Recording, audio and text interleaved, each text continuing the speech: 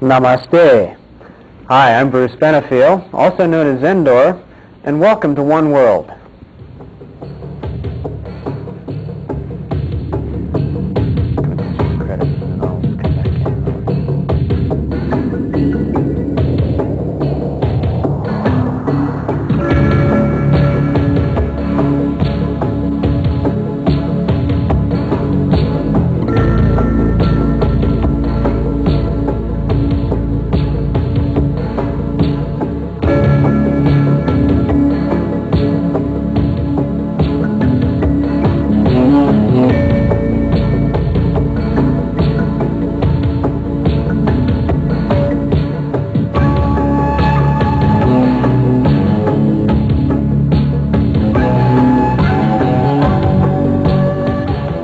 Welcome to this edition of One World. We've got a very special guest, and being Zendor, or being your door to what is, I'd like to share with you some perspectives of the Native American culture. Now, we'll be talking this evening about the Phoenix Indian School Project and also a play called Indians Discover Christopher Columbus. And with us in the studio today is a very special guest, Jean Chaudhuri. Now, Jean is also a fourth-generation ceremonial storyteller, so she's going to have a lot of neat things to share with us. And with that, Jean, welcome. Good to have you here. It's good to see you, Bruce. It's always a pleasure to be with you. Now, and a pleasure for me, too. I'm honored every time I have the chance to sit with Native Americans because of your heritage and actually your outlook on the world, and which I think is a much truer perspective, honoring all our relations, all life, being one world. Now, with it, the Indians Discover Christopher Columbus. Now, you've done a lot of work on that. What initially prompted you to do something like this? Now, we are coming up on the quinticentennial celebration of the discovery of America by Christopher Columbus, at least as far as white man's view is. Right. But the Native Americans have a much different view. Could you share with us? I would love to, but before I go into it, we always say that we as Native American Indians and all of our relatives, we should be of one mind, one thought, one spirit. And I want to do the Energizer song, if you don't mind. Sure. I think everybody in the valley knows that if they don't know it, they're going to hear it. Okay. Because we are yo, hi yo, hi yo. We are hi yo, hi yo, hi yo.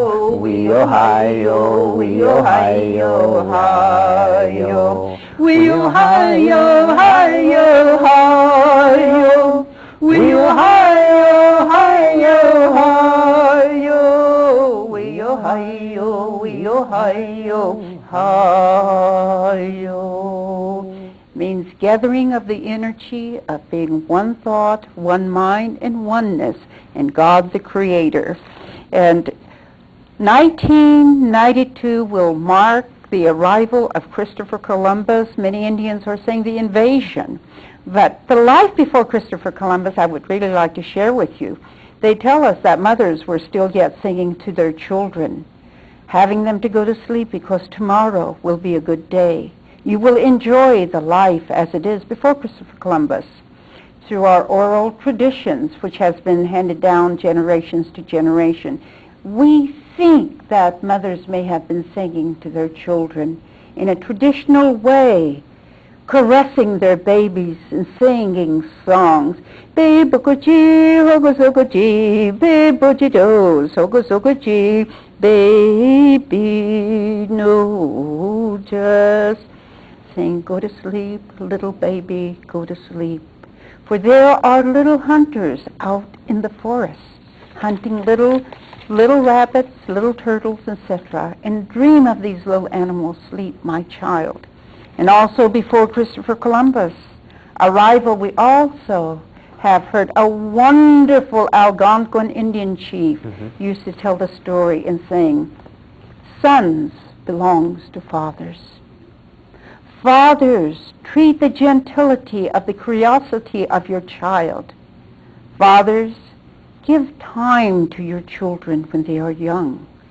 Teach them the way of the forest and the breezes that comes forth. and let them know the tracks that our brothers, the animals, the deer, the bear, truly nurtures us. Fathers, give time to your children. When they are old, when they are young men, they will sit by your feet, and they will thirst after your knowledge, and will remind you of those golden, happy days that they learned from you. For you are the carrier of the seeds of wisdom for the future, and you have given a legacy to the children. Fathers, give time to your children. And also, they tell us that the mothers must have spoken to their children, saying, mothers, put your hand in the hand of your daughters and teach them that we are like Mother Earth. Mother Earth brings forth the flowers. It brings forth the plants, edible plants, the lethal plants, hallucinogenic plants, and let them know that there are some healing plants, that these plants nurtures us. Mothers, put your hand in the hands of young women and let them know that they too are the carriers of traditions. So that's sort of the life before Columbus. Beautiful. So we're sort of excited. Oh yeah, and as a storyteller, it's not often that, I get a chance to sit in the company of such an avid storyteller. Well, I love telling stories, and boy, can I tell big ones. Now, what prompted you initially to get involved with Indians discover Christopher Columbus? It's kind of a backward view, and you mentioned earlier of, Native Americans look at it as kind of an invasion. It's kind of a comical view on that invasion, is it not? Yes, it is, because with Christopher Columbus coming, oftentimes people will make Columbus as a hero. He was the doorway to the European civilization to encounter the Native American Indians. Mm-hmm. And 500 years ago, they tell us that the Native American Indians in the Caribbeans had a beautiful Garden of Paradise. And in fact, some of our stories as Native American Indians, we always tease about Columbus being not very bright at times. He would put his shoes on the wrong side of the feet, and then he would put his pants backwards and wonder why he couldn't go to the bathroom quick enough. And also he would bring in a chicken and say, look, Mamma Mia, I have a chicken, and the chicken turns out to be a duck. And then as he grows up, like a really smart bird. Right. But he was very good at geography, because on his walls were certificate of A+, and map making. So as a child, we often think of Christopher Columbus being a little boy, having this dream that, oh, Mamma Mia, I have a dream somewhere out there. I'm going to find beautiful Indian women with long waving hair, flowing dresses, saris, spices I will find. I will find land, silver and gold. Whether I'm right, whether I'm wrong, I'm going to go after that land when I am a grown man. So he had this dream of searching for the Indians. And he knew that the world was round, but others said, hey, Columbus, you take off on that sea, you're going to fall off. But little Columbus still had his dream. So when he became a grown man, he tried to get support from Portugal. Nobody wanted to give him the funds to look for Indian land, because that was his dream. Somewhere out there is Indian land. I've got to have this Indian land. He went to Spain. And poor little Columbus, they would not fund his voyage. Then he gets a padre. Padre says, hey, Columbus, don't worry. I know the king and I know the queen. I have an in, and I'll talk to them, So they both went before the king and queen, and Columbus is standing there, and he has his project, and he said, oh, Madam Queen and Master King, whatever the formal names are. This is our Indian perspective. Right. And then he begins to say, fund me so that I may find land for you, that I may find gold and silver and bring back spices. The economy of Spain will grow, and there will be jobs for your workers, etc. And the king and queen sitting there not really listening to him. And the queen says, will you bring some silver and gold for my necklaces, etc.? And Columbus says, oh, yes, yes. And Columbus How says, deep do you want to dig into your pockets to find my mission? That's right. I need to dig into your pockets, is what he's saying to the king and queen. And then the queen says, well, have you done a feasibility study? Columbus, feasibility study, what does that mean? He said, you have your letters of support. And Columbus said, well, I don't know anything about these things you're asking me, but I'll run out and go get it. And he did, and he gets his voyage funded. And Columbus is ready to come to America. America, I almost said Indians before America. But anyway, Columbus and his padre, they gave the blessings for the king and queen, and they're ready to come and look for the Indian nations. Really, India, that's where they're going. So they get on this boat, this ship, etc., in Columbus, saying, I have this dream. I don't want anything except 10% of the money that I may bring in, the gold and silver. I don't want anything, but I want to be a viceroy. I want to be a governor of the land. I want to be the admiral of the sea. You know, he has his hidden agenda. Doesn't want anything, yeah, no. But he said, I really don't need too much of anything. In the meantime, he gets on his ship, and he's going, and it's dark. It's silent out there.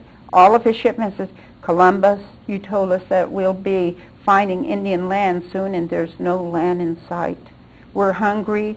Our bread is mildew, and look, there's worms crawling all over our meat too. You know, we don't want this kind of living.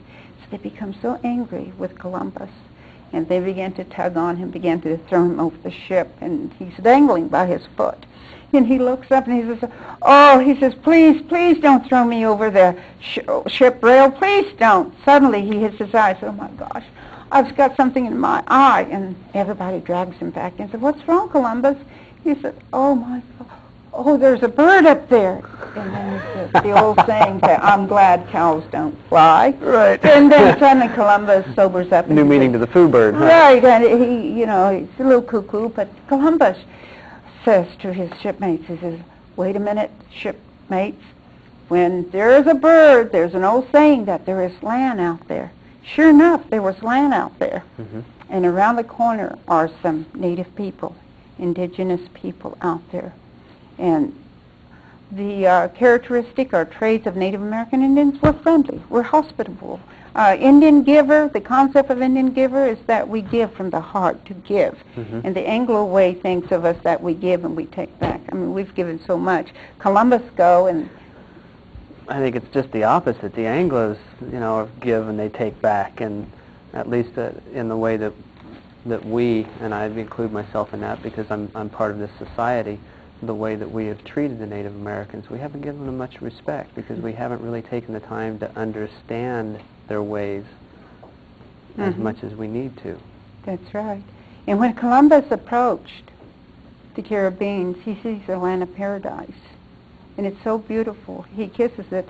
And then he sees the Indians, and he calls them gods, los dios, los indios. He is so grateful. And he said, oh, I found Indian land. You know, this is going to be mine. And he begins to say, I claim this portion for Spain. In the meantime, the Indians are looking at each other and say, who is that stranger? And one of the Indians said, hey, stranger, come over here and talk to us. You know, don't feel like a stranger in our land. We want to give you food. We want to give you bedding. We want to give you everything. Be our friend. But one of the wise Indians says, how can you say that? You should have put those people without papers are coming into our shores. We don't need them. We don't need population explosion. And, well, anyway, they welcome Columbus. And Columbus is wearing a beret, and Indians never had seen a beret before. And one of the Indians said, hey, look at that. His wife must be a terrible cook. A terrible cook. He's making fun of our fried bread, and he's wearing that bread. And one of the Indians said, don't make fun of our bread. Our bread is the bread of life. It's the bread that causes us to survive. And they said, well, you know, his wife must have been angry and threw it at him anyway. They continued to laugh. And one of the Native American Indians began to sing, we-ah-hi-yo, we-ah-hi-yay, we-ah-hi-yo, fry bread that has held the Indian nations together. Big ones, little ones, fat ones, skinny ones, short ones, long ones, light ones, and heavy ones. They began to sing this fry bread song because it's the fry bread that gave them the staff of life. Another one said fried bread covered with beans, fried bread dripping with honey made by your honey. The fried bread that has held the Indian nations together, for we are the people of the land. So is that where Oscar Mayer got their commercial from? Probably, probably. And said, come on and share our bread. Let us, well, they didn't really want to share bread with Columbus. And Columbus is just looking at these Indians and said, wow, these people are so friendly. Wonder if I could have a piece of their fried bread, Columbus is thinking.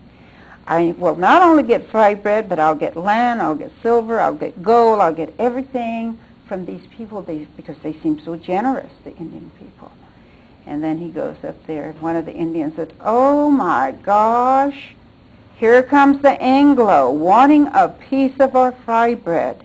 Shall we share with them? What shall we do? Shall we give a little bit? One says, no, no, no, no, no. We don't know what these characters are up to. We don't know what their hidden agenda is up to. And we should have put up the signs and saying, no immigrants allowed. You know, do you have your paper? We didn't do that. Now we have an invasion of these strangers coming to see us. What shall we do? And another Indian who is wise comes in saying, well, here comes the Anglos wanting a piece of our fried bread. In the name of love, in the name of humanity, let us share our bread. In a humorous way, we present Indians discover Christopher Columbus laughing because there is pain within Native American Indians. A great deal. A lot of pain. And so you have any other questions before I say more? Well, with what we've been through as far as the Western world and really not giving heed or even credibility to the Native Americans, we're beginning to do that now. So I think the timeliness of this play is perfect, and especially with the quincentennial celebration, it would give the rest of the United States a chance to understand, even in the humorous aspects, which laughter is the best medicine. That's right, good medicine. Maybe we can begin to heal those wounds. And we want to heal those wounds. I am really sad because of the fact our traditional way of life is saying that all things are my relatives, the plant life, the animal life, and humanity. If even one person is hungry, it diminishes me. If one person has no place to lay their head, it diminishes me. Our Congress has set aside $80 million in order to honor Christopher Columbus Day. At least, I don't know if their appropriation is there, but at least that was the recommendation. But in 500 years, when Columbus came, when they set foot on this soil, the invasion that took place, the Native American Indians that were here were taken into slavery, chained, dragged, and put into ships and taken over Europe to be mocked. That was the first time the Europeans came. 20 years later, an Inca chief was put in prison. Ransom was a room full of gold. Bring the gold to me, the chief will be let loose. The Indians came. Baskets of heavy gold. When they brought it to us, the room was full. The Inca chief was killed. Beginning of a cultural genocide. That's right, the cultural genocide. This was... Speaking of cultural, with the Phoenix Indian School, now this is a related item with the Native Americans. We're coming up on the 100-year celebration of that, and that had been used as an educational center. Granted, Indians originally were kidnapped from the reservations and brought there and schooled and not allowed to talk their native languages, and were punished in doing so. Mm-hmm. Now, hopefully we've gone a little beyond that and can treat each other a little more humanely now. But with the Phoenix Indian School in particular, there's been an issue that it has a tremendous opportunity, or we have a tremendous opportunity, to allow this property to be used as a multicultural or as a multipurpose cultural center. Mm-hmm. Now, we're in the process of a land swap with the Collier family from Florida, Now, but this isn't just a local issue, it's a national issue. That's right. And kind of enlighten us on what all has been done so far to rally the Native Americans together for this issue. All right. As well as non-Indians. Okay. The land issue, 500 years ago, the first concept was to grab the land. 400 years ago, England, France, and Portugal vied for the same piece of land. 300 years ago, legislations were made to take the Indian land. And with the log walk or Trail of Tears in 1850s, etc., land grabbing took place through legislation. 200 years ago, 100 years ago, the theme continues. With the Phoenix Indian School, 108 acres of partial land in the heartbeat of Phoenix. Right there, no one really thought of the Phoenix Indian School. 100 years ago, there was an Indian commissioner by the name of Morgan, commissioner, and within the past 100 years, that's probably from 1790 to 1890, they were killing Indians. It was okay, it was kosher to kill Indians. And to educate them was far cheaper to educate Something them. that, wasn't there a headline in the paper when someone was running In for governor? He said it's cheaper to educate them than kill them? That's right. In 1891, a BIA commissioner came out in our republic, Phoenix Republic, and saying it's better to educate Indians than to kill them. But whether it was Phoenix Indian School or Carlisle Indian School, the theme was the same. Kill the Indian, save the man. Kill the Indian, save the man, meaning that take away his culture, his language, whatever it is, that makes a man, but convert him into a little brown white man. So he will think like us and act like us. Again, the cultural and be with us. genocide. The cultural genocide began to take place. In the Phoenix Indian School, around 1982, 83, 84, people were thinking about the land exchange. Out of Florida, in swamplands, the Collier family decided that they wanted that little piece of land. They negotiated with our congressional representative and our President Reagan. Reagan signed into legislation that indeed there will be a legislative land exchange with the developer for this little piece of Indian land or Indian school land. It sounds kind of fishy. Now, we've just gone through something with Charles Keating and buying legislature. That's right. And so are we looking at something else no now? Have we traded one for another? Right. No one took any congressional leadership in order to say that this land here, we must give tribute to Native American Indians. This school has been around for 100 years. Many were educated initially. Kids were kidnapped there. Children died of loneliness. And it will be a bad mark on America. That piece of land should be converted into Heritage Park, 90 acres of Heritage Park, including a comprehensive multicultural center. You've got some things that were written there by Hiawatha, if I'm... Well, a friend of mine, Pat Seeds, have written the Phoenix Indian School Hiawatha song. Okay. Okay. We've got just a few minutes left. If you could share with us just briefly some of that. Indian students, ever gone now, by the silent school still holds their secrets. Mute and resolute, it holds their secrets.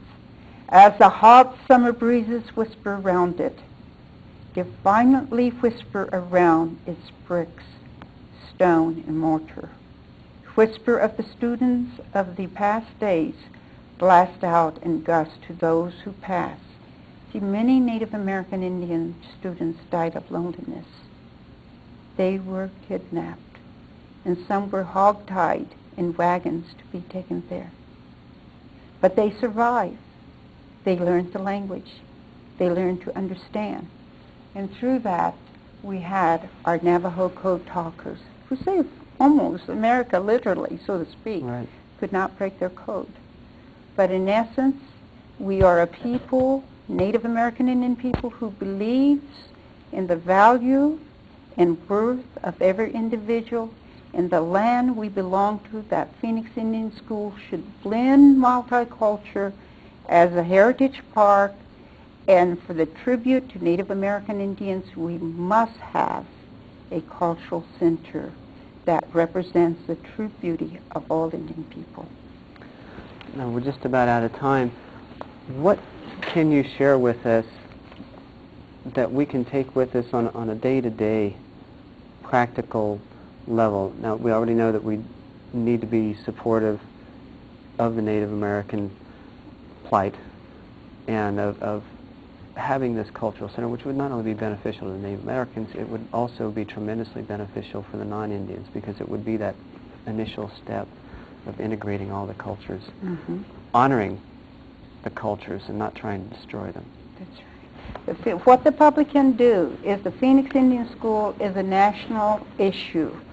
They can write to their congressional leaders, let the president know that. And we've got a phone number, too, that they can contact you, and we'll have that in just a moment. All right. 829-7221.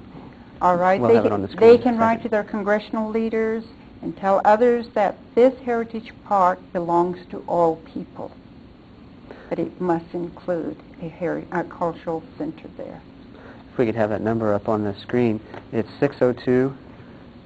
602-829-7221, and that's your number, Jean, so they can contact you in regards to Indians Discover Christopher Columbus, and also the Phoenix Indian School Property Preservation Coalition. Right, And hopefully that we can begin to come together and come together, one spirit, one mind, one body. Yes, and hopefully 1992 will be give back some of the lands that's been taken away from Native Americans back to the first Americans, our first people. Begin to reverse the process. Right, And at least give back some of what has been taken away in the honoring of Native Americans. We've just about out of time, Jean. I really appreciate you being here with us today, and I'm sure that our audience has had their eyes open somewhat and hopefully can take the initiative and contact you or contact me through the show, and we can begin to work together in order for constructive change to take place. Right. Let us be of one mind, one spirit, and oneness in God the Creator. May we watch each other to give of Mother Earth one chant for many voices. We-ah-yo, hi-yo, hi-yo. We-oh, hi-yo, hi-yo, hi-yo. We-oh, hi-yo, we-oh, hi-yo, hi-yo. We-oh, hi-yo, we-oh, hi-yo, hi-yo. Thank you. And thank you for watching One World. We hope you've enjoyed this show, and please get involved, because after all, it comes down to an individual effort, and only you can make the difference. Please contact us. Care of One World, 602-264-0986 is our phone number. Our P.O. Box, Care of One World, is P.O. Box 32035, Phoenix, Arizona 85064. Again, I'm Bruce Benefiel. Your door to what is Zendor. Namaste.